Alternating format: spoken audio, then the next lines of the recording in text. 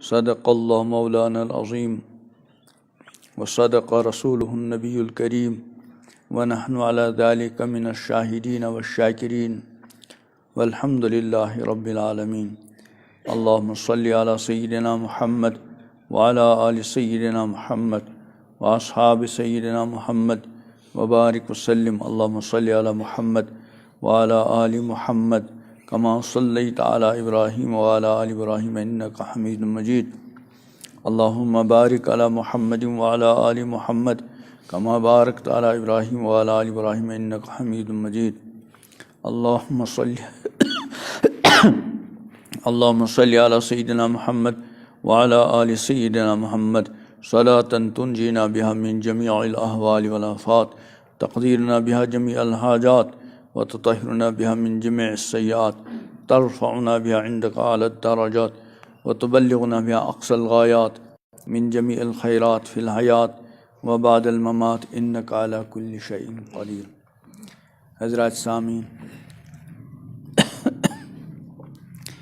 قرآن مقدس کی ان تلاوت کردہ آیات کے اندر اللہ تعالیٰ نے پہلے اپنے نافرمانوں، منکروں، مجرموں اور دنیا میں آزاد زندگی گزارنے والوں کا انجام بیان کیا،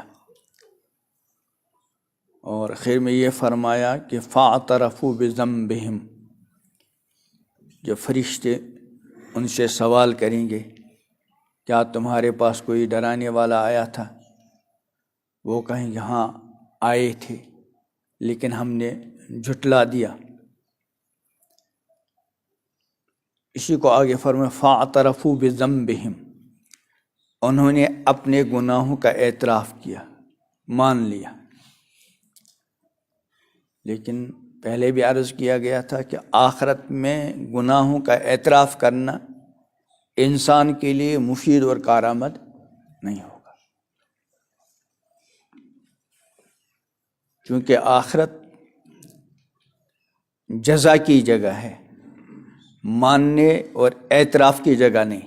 ماننا اور اعتراف کرنا وہاں فائدہ نہیں دے گا، جیسے کہ امام الانبیاء حضرت محمد عربی صلی اللہ علیہ وسلم نے فرمایا انتم الیوم فی دار العمل، کہ آج تم عمل کے مقام میں ہو، عمل کی جگہ ہو، یہ دنیا عمل کی جگہ ہے، ولا حساب، حساب نہیں ہوگا، اور کل جو ہے تم حساب کی جگہ ہوں گے، ولا عمل، وہاں عمل نہیں ہوگا،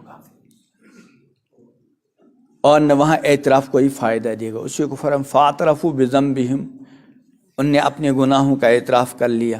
فسحقا لاصحاب السعیر، دوزخ والوں کے لیے دوری ہے، دوزخ والوں کے لیے لعنت ہے۔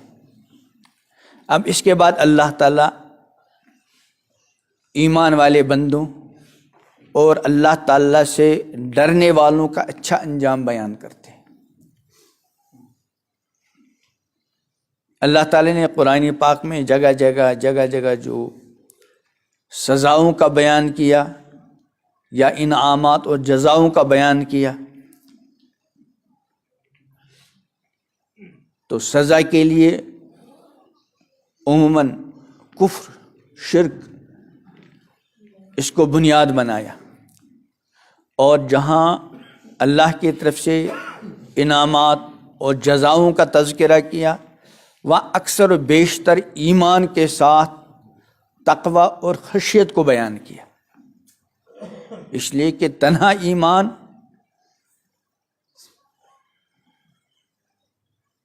اگرچہ نجات کے لیے بنیاد ہے، لیکن نجات کی دو صورتیں ہیں، ایک ہے اول وہل نجات، بغیر سزا پائے، اس کے لیے عموماً اللہ تعالیٰ نے ایمان کے ساتھ اعمال صالحہ اور ایمان کے ساتھ تقوی کا تذکرہ جگہ جگہ بیان کیا کہ ناکامی کفار، مشرکین اور اللہ تعالیٰ کے نافرمانوں کے لیے ہے، اور ابدی کامیابی ان ایمان والوں کے لیے جن کے اندر تقوی، جن کے اندر خوف خدا، جن کے پاس ایمان کے ساتھ ساتھ اعمال صالحہ کا ذخیرہ بھی۔ جگہ جگہ ارشاد الا الذین آمنوا وعملوا الصالحات فلہم اجر غیر ممنون۔ تو ایمان کے ساتھ اعمال صالح۔ کہیں فرمایا ان للمتقین مفازا، متقین کے لیے ہی کامیابی ہے۔ ان المتقین فی ظلال وعیون، اللہ سے ڈرنے والے سایوں میں ہوں گے، چشموں اور بہتی نہروں سے فیض یاب ہوتے ہوں گے۔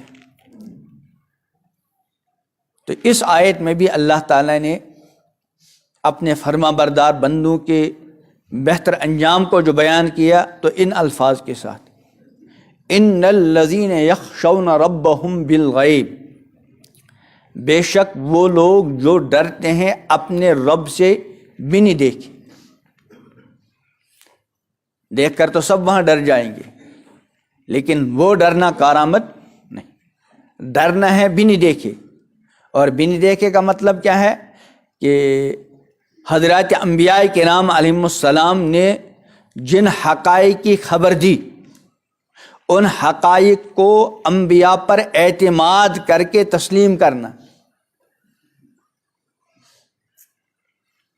چنانچہ جنت اور جہنم کا ماننا، حساب و کتاب کا ماننا، عالم برزخ کا ماننا، وہاں کی راحتوں اور وہاں کی تکالیف کو ماننا، پولیس صراط کو ماننا، وزن اعمال کو ماننا، فرشتوں کو ماننا، تقدیر کو ماننا، ان ساری چیزوں کو انسان بنی دیکھے مانے، اور حضرات انبیاء کرام علیہم السلام کے اوپر اعتماد کر کے۔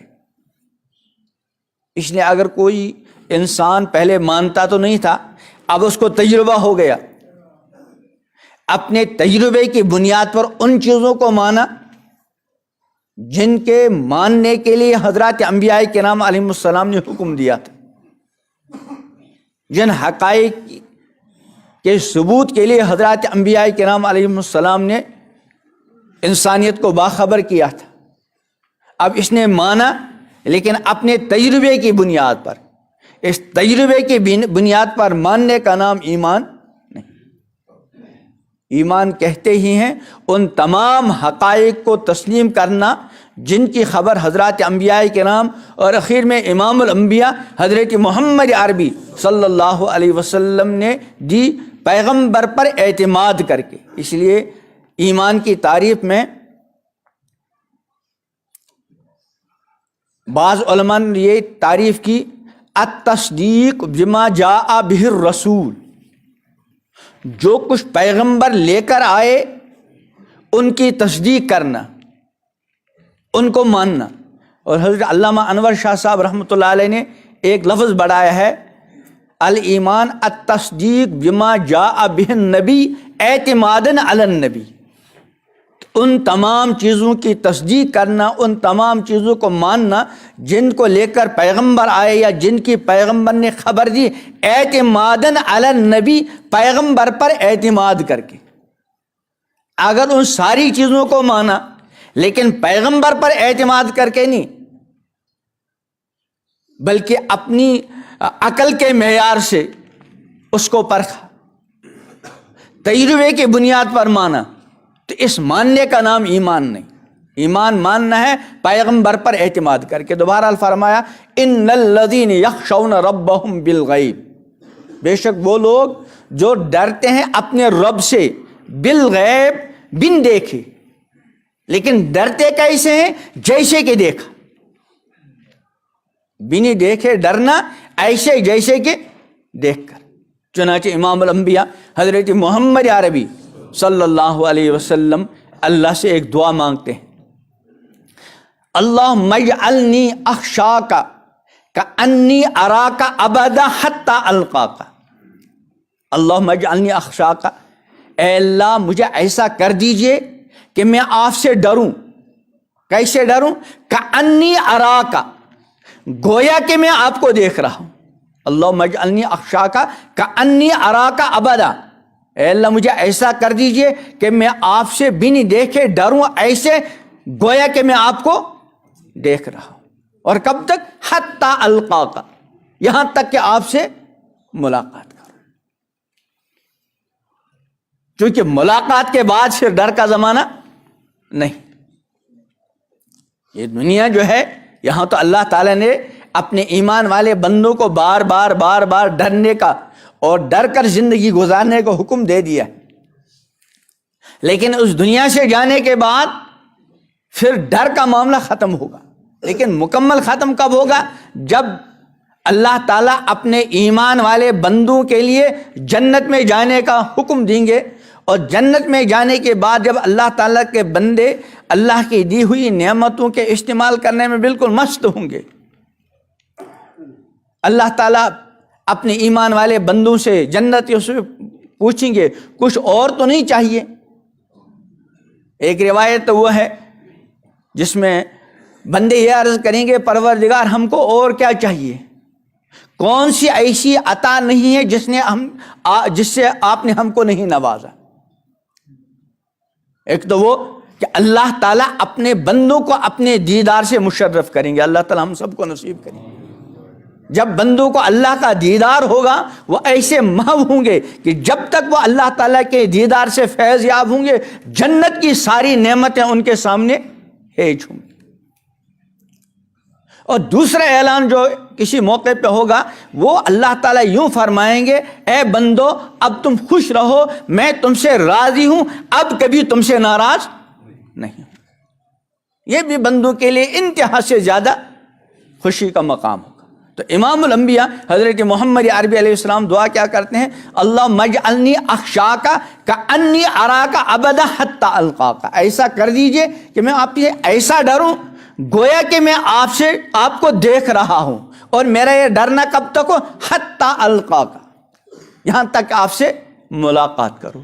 واسعدنی بتقواک، اے اللہ اپنے تقوی اور اپنے خوف کے ذریعے مجھے سعادت مند بنا دیجیے. ولا تشقنی بمعصیتک، اور اپنی نافرمانی کے ذریعے مجھے شقی نہ بنائیے.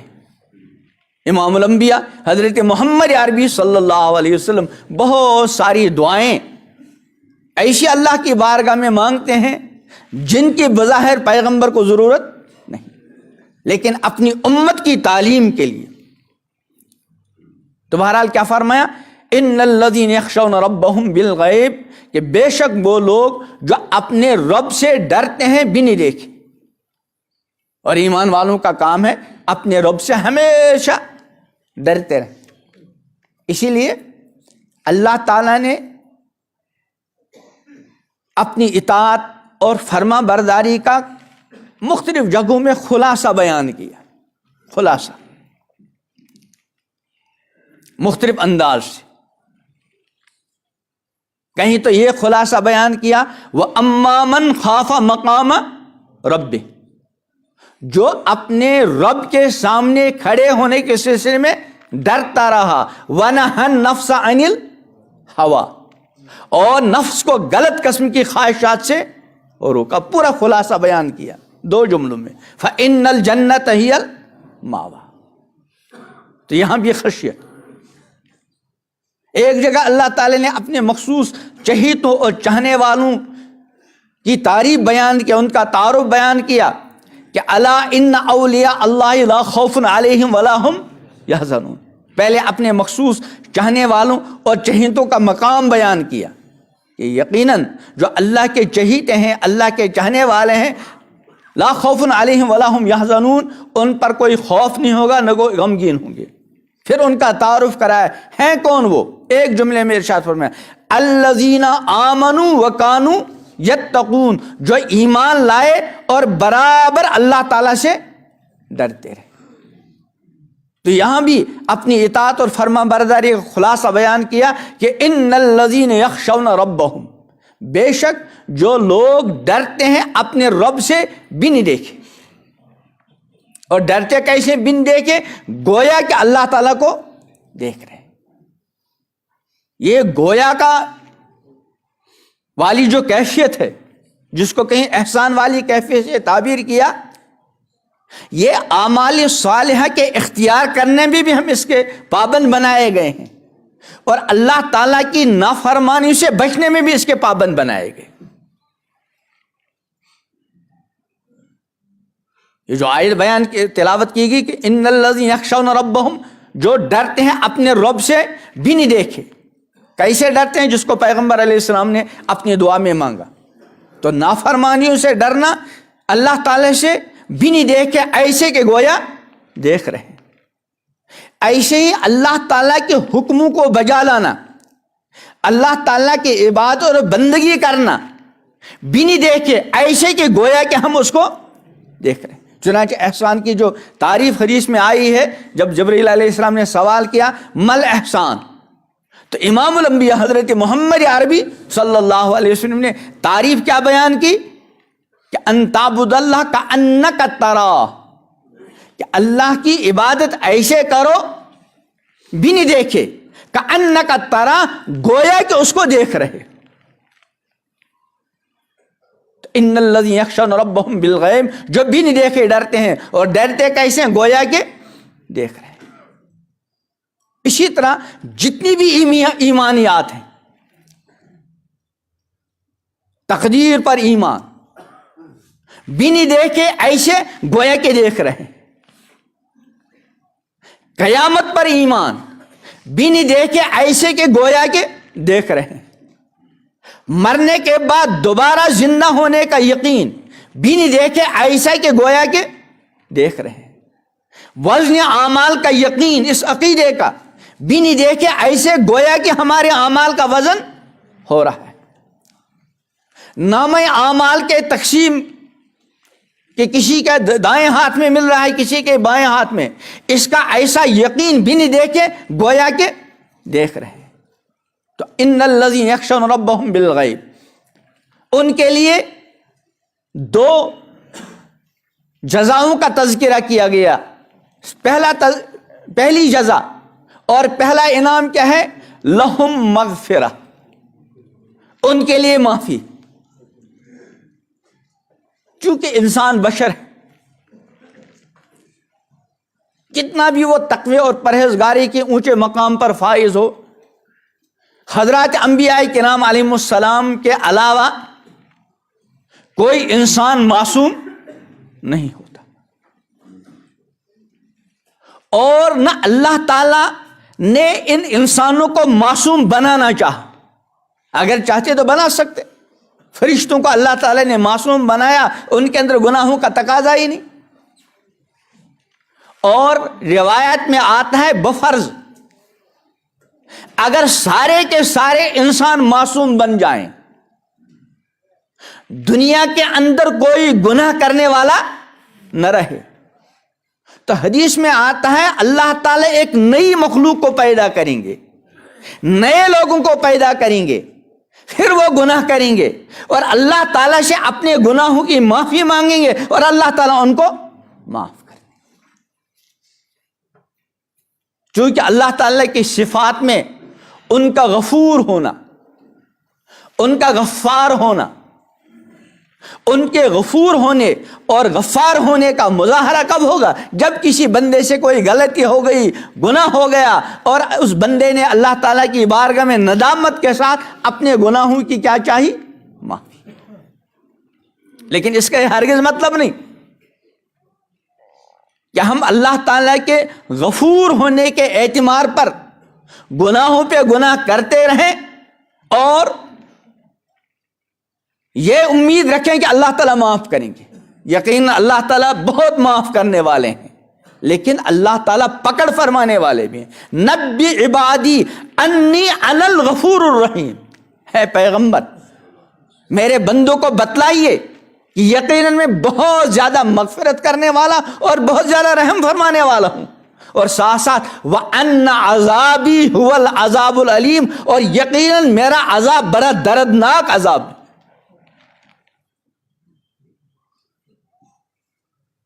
تو غرض ہے کہ دنیا میں جو بھی کوئی انسان ہوگا، کتنا بھی وہ تقوی کے اونچے معیار پر ہوگا، کچھ نہ کچھ اس سے صادر ہوتا رہے گا۔ اس لیے اللہ تعالیٰ نے اچھا صادر ہونے کے باوجود وہ ڈرتا ہے. اس لیے جس کے اندر تقوی اور پرہیزگاری ہوتی ہے، اگر وہ کبھی خدا نہ خواستہ گناہ کا مرتکب ہوا بھی، تو اس کے گناہ کے ارتکاب کے وقت بھی اس پر دونوں کیفیتیں طاری ہوتی ہیں. وہ گناہ سے پورا لطف اندوز نہیں ہو سکتا.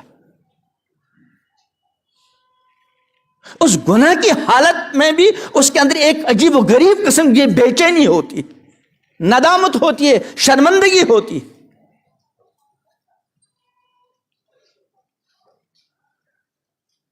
اور جہاں گناہ سے فارغ ہو گیا تو وہ جو پہلے بھی بیان کیا، گویا کہ اس پر گناہوں کا ایک پہاڑ اوپر ہے جو اس پر گرنے والا ہے، اس کو چین ہی نہیں آتا.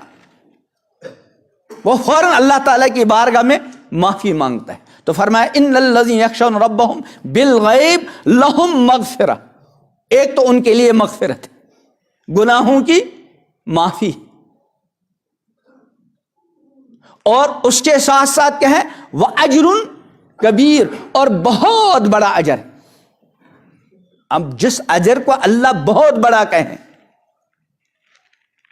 اس کی بڑائی کی کیا انتہا ہو سکتی ہے، ہم اس دنیا میں اس کا تصور نہیں کر سکتے.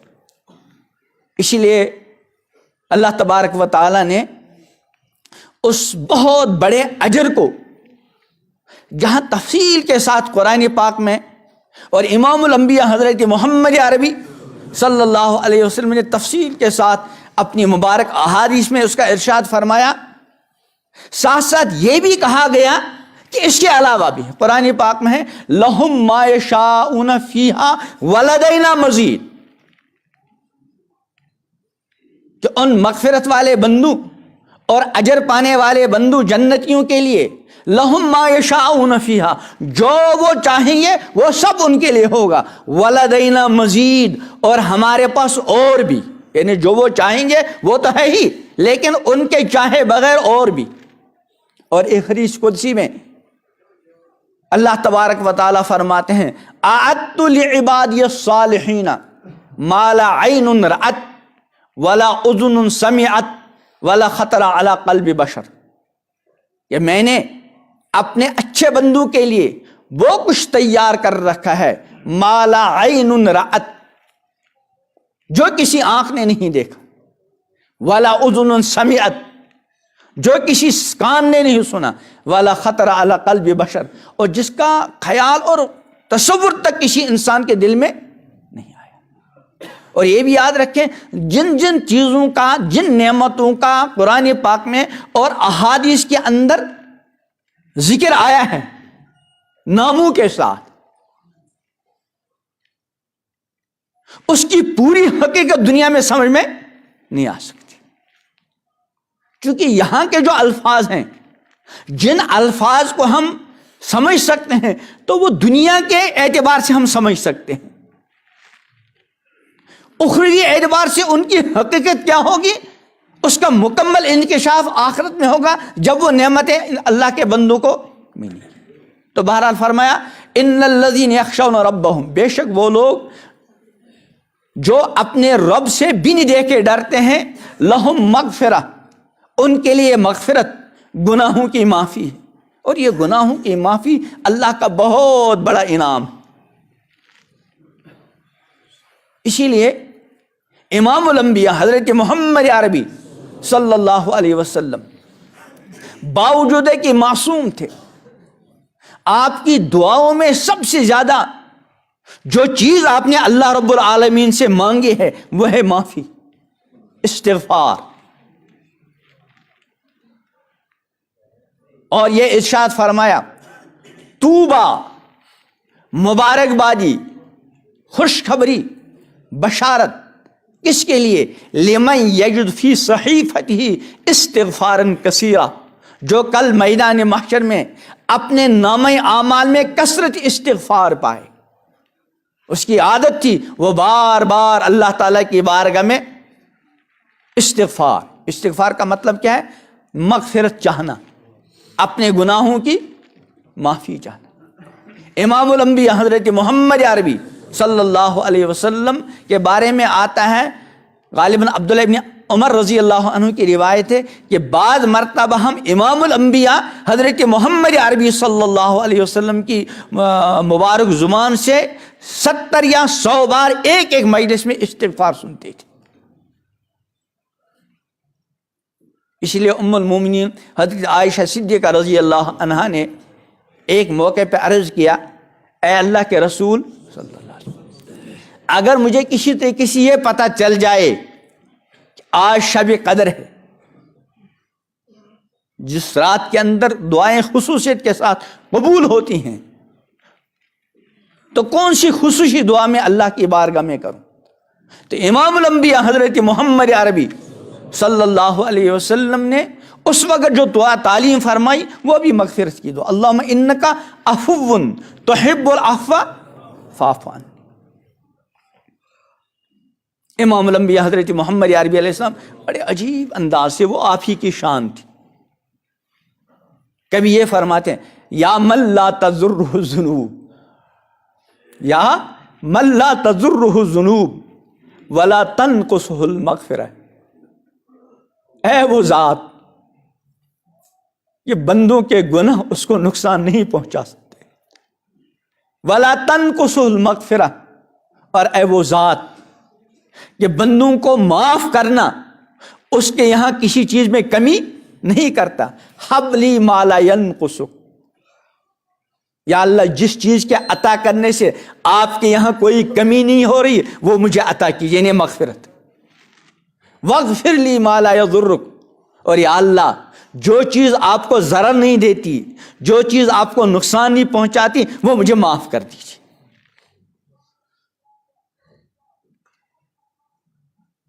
تو لہم مغفرہ، ایک تو ان کے لیے کیا ہے مغفرت، اور دوسرے وَأَجْرٌ کبیر، بہت بڑا اجر۔ ہم سب ارادہ کریں، اصل میں قرآن یا حدیث یا کوئی دین کی بات سننے کا اصل مقصد یہ ہوتا ہے کہ انسان اچھی بات کو لے کر اس کے لیے مستعد ہونے کا ارادہ کرے۔ تو ہم بھی کوشش کریں، اللہ سے مانگیں بھی اور ارادہ بھی کریں کہ ہم بھی انشاءاللہ اللہ کے ان بندوں میں شامل ہوں گے جن کی اللہ نے یہ شان بیان کی کہ وہ اپنے رب سے بن دیکھے ڈرتے ہیں، اور کیسے ڈرتے ہیں؟ گویا کہ دیکھ رہے ہیں۔ اور پھر اللہ تعالیٰ سے ان دونوں چیزوں کی امید رکھیں، مغفرت کی بھی اور اجر کی بھی۔ اور پھر اللہ کا وعدہ ہے انا عند ظن عبدی بی، میرا بندہ میرے ساتھ جیسا گمان رکھتا ہے میں اس کے ساتھ وہی معاملہ کرتا ہوں۔ جب ہم اللہ سے مغفرت کی امید رکھیں گے اور اجر کبیر کی امید رکھیں گے تو اللہ تعالیٰ سے وہی امید ہے ہی، لیکن صرف امید رکھنا اور امید سے پہلے خشیت، اللہ کا ڈر نہ ہونا، اعمال صالحہ کا نہ ہونا، اور پھر نری امید رکھنا، اس کو تو حدیثوں میں بے وقوفی قرار دیا گیا ہے۔ اللہ تعالیٰ حقیقی معنی میں ہمارے اندر خشیت پیدا فرمائیں، ہماری کوتاہیوں کو معاف کریں۔ اللہ تعالیٰ ہم سب کو اور پوری امت کو کامل مغفرت اور اجر کبیر سے نوازے۔ ربنا تقبل منا انک انت السمیع العلیم۔